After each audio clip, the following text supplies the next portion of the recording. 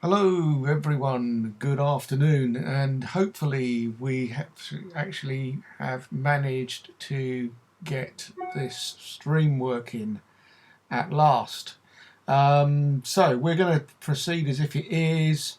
Yep, it's come up on me YouTube screen now, so that's really good. So this is just going to be a quick introduction video to Lichess for people that have never been on Lichess before.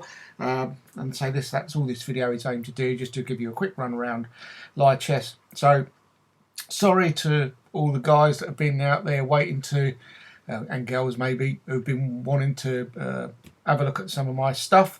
I've had some problems getting the software up and running after the first introduction video that I did. So I just thought I'd do this as an extra video before I started getting into games, etc., so that we could make sure the thing's working properly. So if you're new to Lichess, it's a free chess platform that does give you the option to become what's called a patron, so you can donate to the software running, the server running costs if you so wish, but there's absolutely no requirement for you to do so.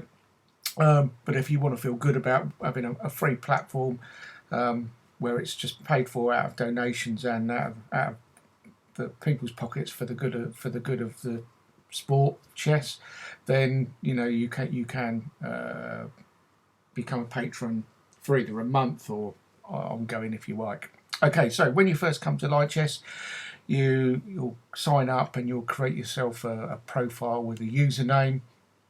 And once you've set that up, you'll then have the opening screens, and you'll have basically your name up in the top right hand corner, and next to that was a bell, which is where you'll get notifications.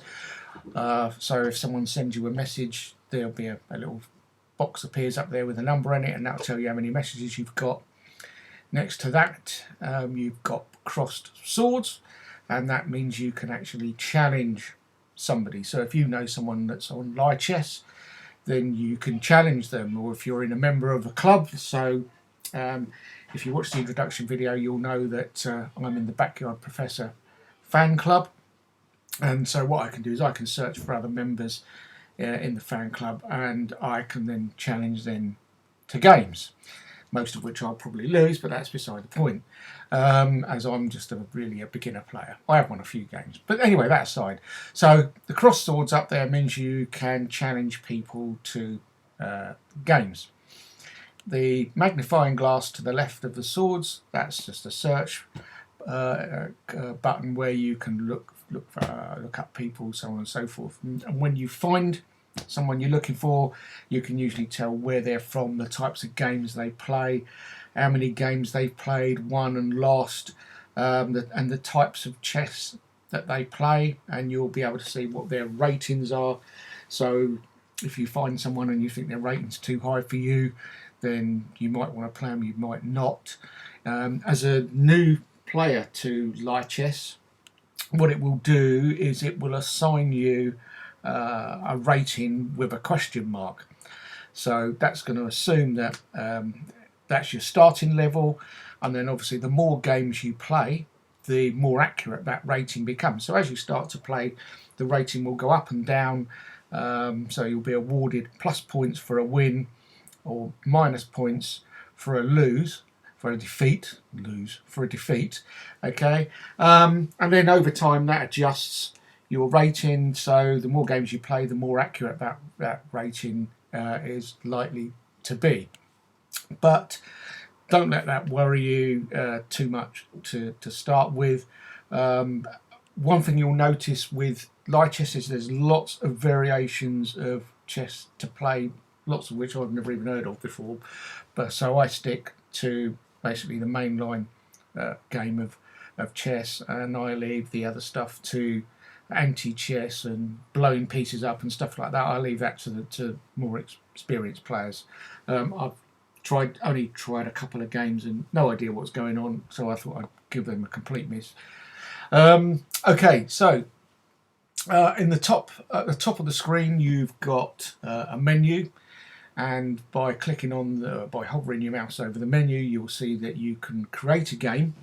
Now that means you can create a game to play against the computer if you don't feel like going online and playing other players, or you can create a game and you can set the type of chess that you want to play. So if it's ordinary chess, you can set the time limits on it. So you might want to set a 3-day game, correspondence, which means each player will then have 3 days to make a turn.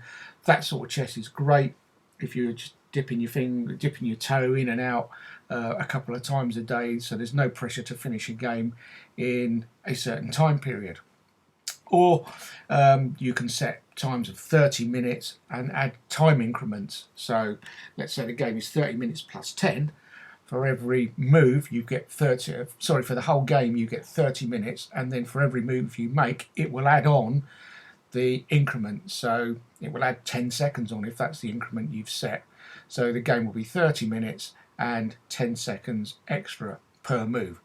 So as the clock starts to run down and it gets a little bit more frenetic near the end, you can actually hopefully avoid running out of time, but don't set time too short, because you'll never be able to complete a game if you're a beginner. I've tried some 1 minute and 3 minute games and it's beyond hopeless, simply because you can't think fast enough to make those moves.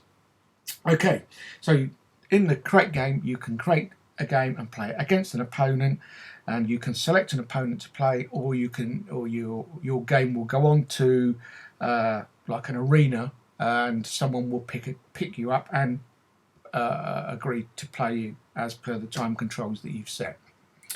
So that's quite a good way to get into the game and get used to it. You can also play tournaments on Lichess. There's tournaments running all the time, covering all levels of chess, again, right from beginners through to complete total experts and masters and so on and so forth. And certain tournaments may require you to have played a certain amount of games in that category before it will allow you to take part. But there's loads of them listed, and they tend to run anything for an hour or 2 or 3 hours at a time. And all you do is you pick a tournament, go to it, and providing you meet the criteria, it will check your history if it needs to, and you just join, and then you can just play as many games in that tournament as you like. And the idea is that you pick up tournament ranking points. I've had a go at a couple of them and just sort of played around with it. But so that's what tournaments do, allow you to pick up a rating for tournaments. Underneath that, we've got simultaneous exhibitions, and these are games set up by players where they want to take on, say, 5, 6, 7, 8, 9, 10, 20 players at a time, and that's basically an exhibition. These are usually played by pretty high-rated players, and they'll be run normally with 20 or 30-minute time controls on them. Although if you're playing a grandmaster or someone who's pretty seriously good, you won't ever get near the time. Well, they won't anyway. But it's quite interesting to play at that level, because if you try and play a very high-rated player, a grandmaster or an IM or something like that, an international master, then they're unlikely to want to play you if you're a very lowly rated player. But if you go into an exhibition, there's a pretty good chance you'll probably get let in to play. So it's a good experience, something to do. I've done a few of those, not got anywhere, but you're not expecting to. Okay, moving across the menu, the second tab is the Learn tab. Now this is just such a fantastic area within Lichess. There is so much stuff in here for total, complete and utter beginners.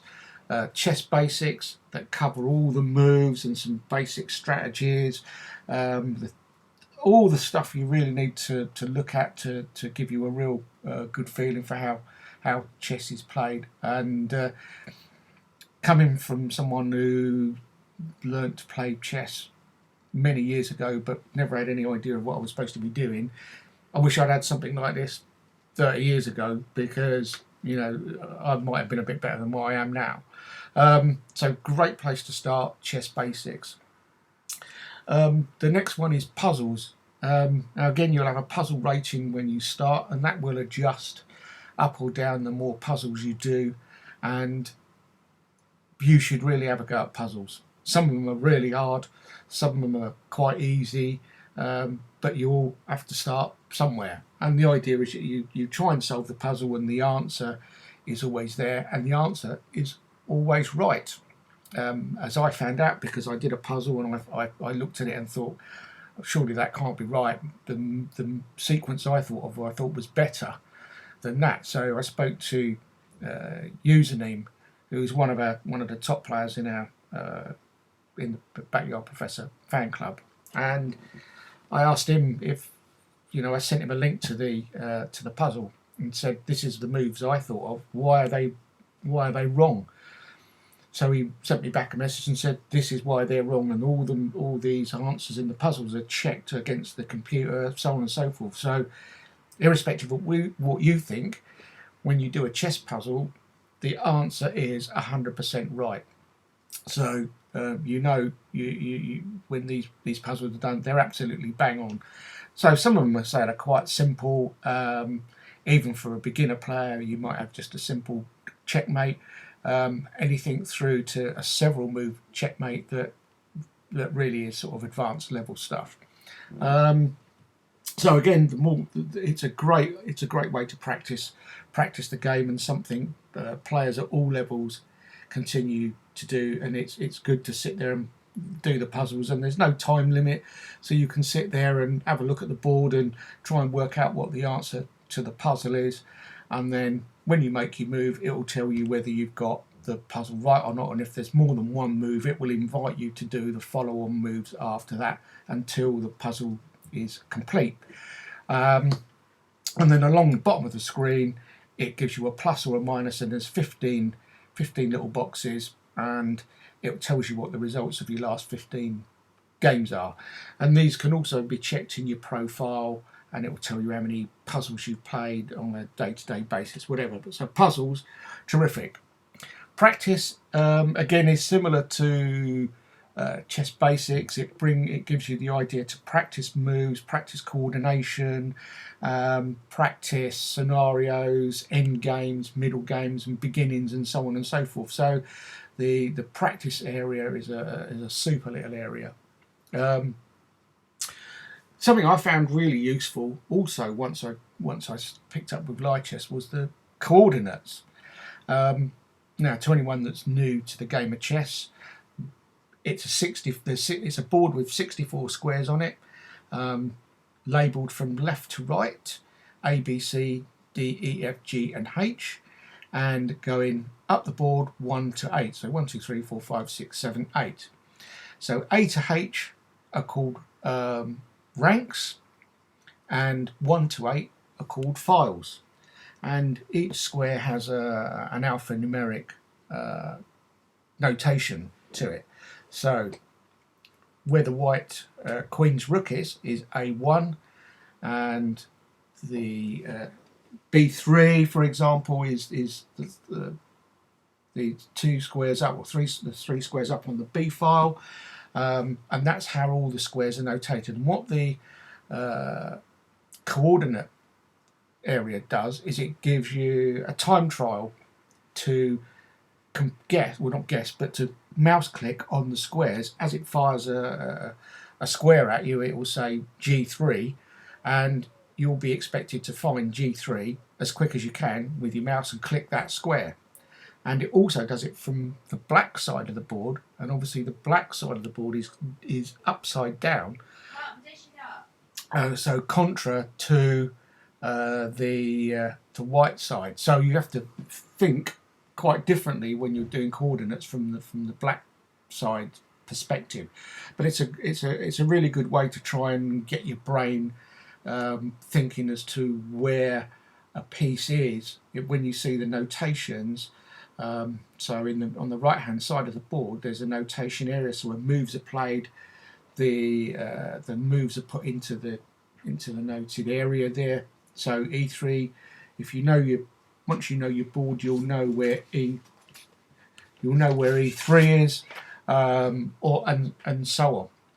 So that's what the coordinate section is. It's to try and get your mind trained to understanding where the squares are on the board when you look at the notes of the moves, maybe after the game. It does take some time to get used to, so do have a few goes at that. It's really good. Next thing is the next menu tab is watch. So there's a Lichess TV, which I've not looked at very much myself, but there's live games on there. There's also a current game list, so you can go and check all the current games. There's people that are streaming. There's broadcasts and a video library. The community area.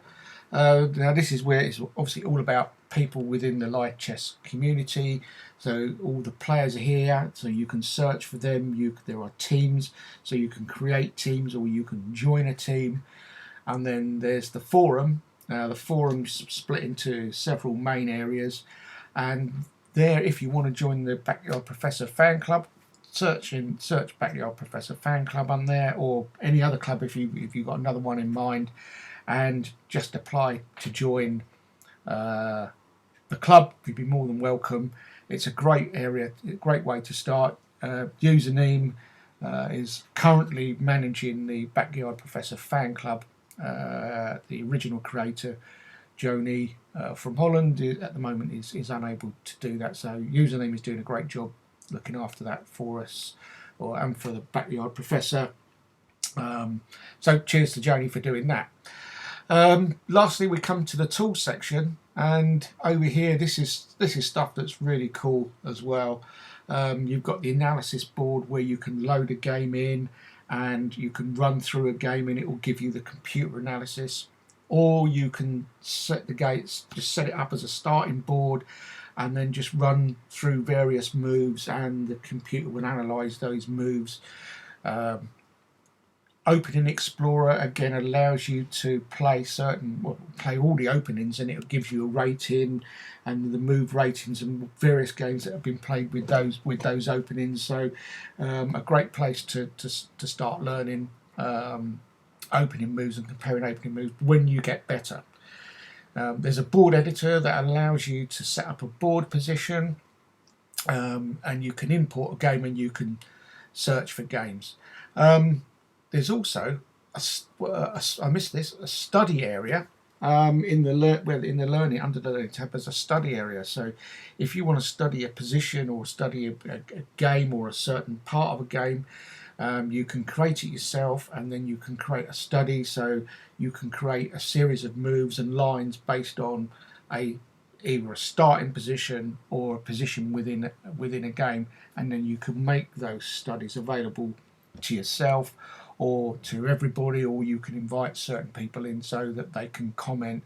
So it's a great way if you've got, I've done it myself on here, and you can create a position and you can, or an opening or whatever you want to do, and then you can invite someone in and then you can comment on it and run around on moves together. And for those of you that are looking for it, there's coaches online as well, and they're paid by the hour if you want to go down that route.